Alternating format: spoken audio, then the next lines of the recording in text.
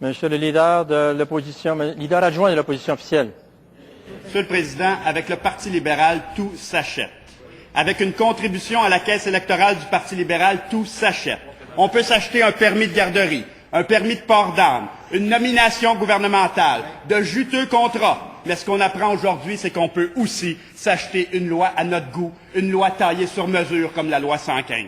Monsieur le Président, on a appris ces dernières heures que certains administrateurs des écoles passerelles sont en effet de généreux contributeurs à la caisse électorale du Parti libéral. 22 dirigeants de ces écoles ont ainsi versé plus de 110 000 $ à la caisse.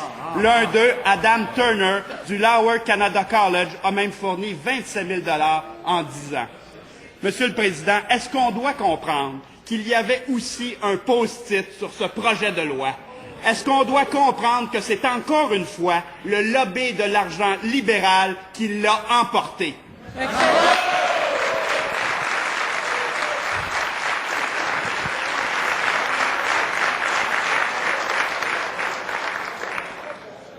Monsieur le leader du gouvernement.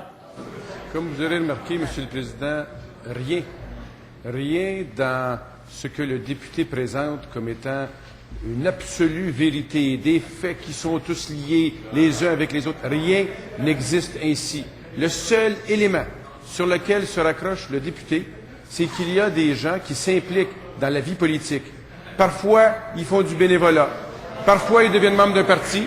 Parfois, ils font des contributions. Parfois même au Parti québécois, Monsieur le Président.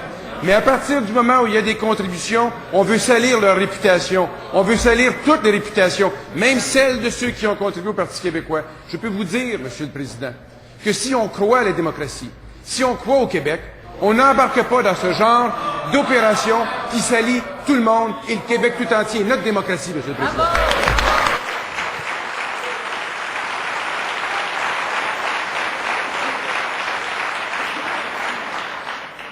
Monsieur le leader adjoint de l'opposition officielle et député de Chambly. Monsieur le Président, exactement les mêmes réponses que l'ancien ministre de la Famille. Monsieur le Président, ce qu'on comprend aujourd'hui, c'est qu'encore une fois, le pouvoir de l'argent libéral a primé. C'est encore des intérêts particuliers qui ont primé sur l'intérêt public. Monsieur le Président, et malheureusement, sur un sujet aussi crucial que l'avenir de la langue française. Monsieur le Président, est-ce que, comme dans le cas des garderies, tout cela, toutes ces contributions généreuses, est-ce que c'est encore le fruit du hasard?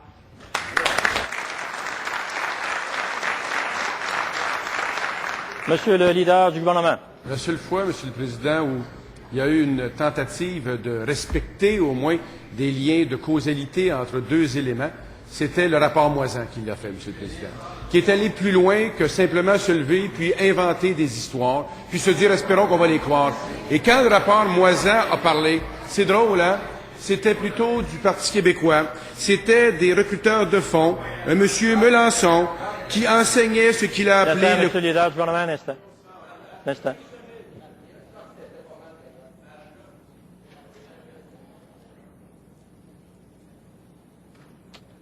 Respectez le droit de parole. Monsieur le leader du gouvernement. Monsieur le Président, lorsqu'il y a eu un exercice qui a été fait pour entendre des témoignages là-dessus, le seul parti qui a été reconnu coupable de ce genre d'opération, c'est le Parti québécois. Qu'il se lève aujourd'hui avec virulence et véhémence pour inventer des histoires, je leur suggère d'aller faire un tour du côté du rapport Moisan, de voir les noms qui sont là.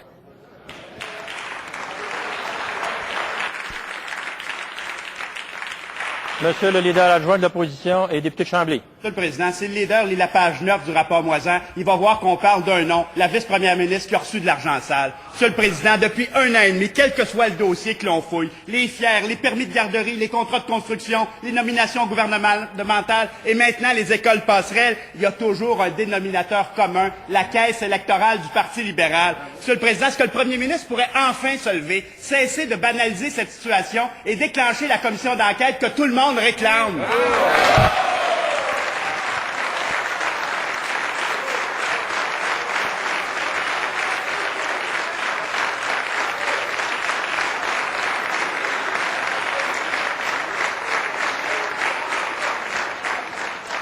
Monsieur le leader du gouvernement.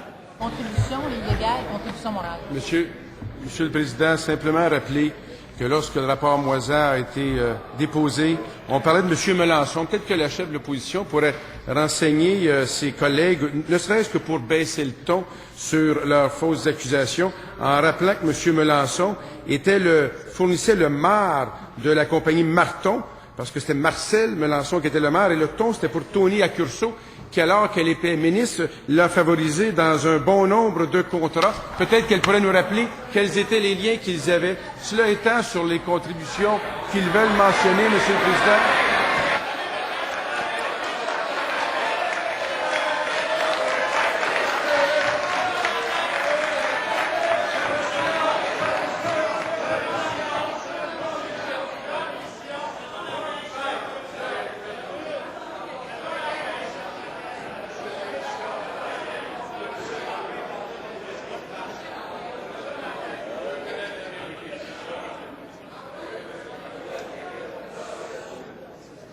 S'il vous plaît.